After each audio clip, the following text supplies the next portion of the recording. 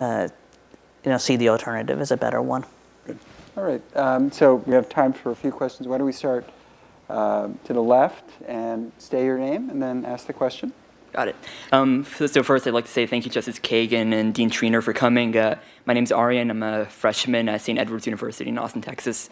And I just wanted to ask Justice Kagan, I remember when you were discussing Justice Scalia that at some point in the past you had also mentioned that Justice Scalia helped influence your statutorial interpretation process.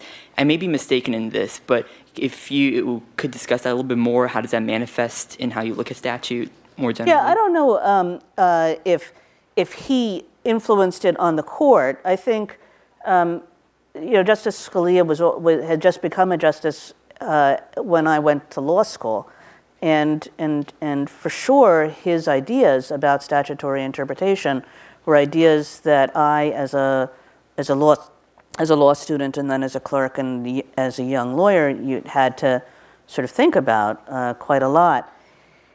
And along with other ideas that were the exact opposite of them. I mean, I do put myself in a camp of that I am more textualist than some of my colleagues are, and that doesn't mean that I am down the line with Justice Scalia and his views on statutory interpretation. We think different things about when to use legislative history.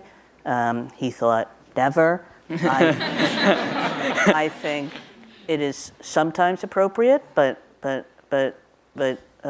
often not.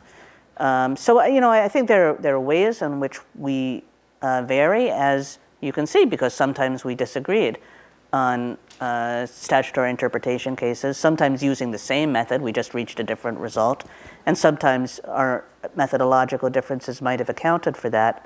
But for the most part, I do think of myself as a person who puts text first and pays a lot of attention to text, and cannot really imagine, except in highly unusual cases, doing something that I think the plain text precludes.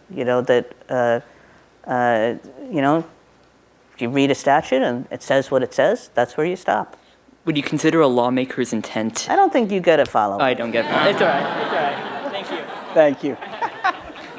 On the right.